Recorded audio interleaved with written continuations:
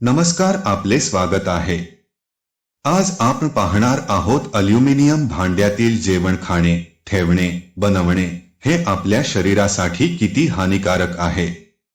आपल्या रोजच्या जीवनात आपण जेवण बनवण्यासाठी अल्युमिनियमच्या भांड्याचा वापर करतो। साधारणपणे आपण चहापासून ते चटणीपर्यंत अल्युमिनियम भांड्यात बनवतो। इतकेच नाही तर अल्युमिनियमच्या फाउलमध्ये आपण आपल्या मुलांना, घरातील व्यक्तींना जेवणाचे पदार्थ देतो।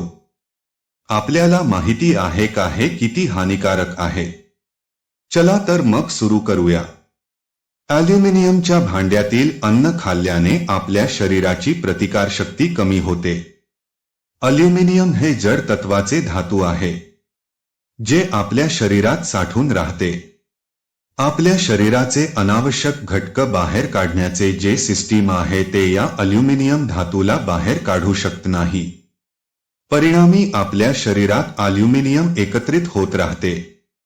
परिणामी टीबी, अस्थमा, डायबिटीज यांसारखे 48 आजारांना निमंत्रण देणे होते। आंबट पदार्थ हे अल्युमिनियमच्या भांड्यासोबत प्रतिक्रिया करते, त्यामुळे अल्युमिनियम हे आपल्या पदार्थात मिळते।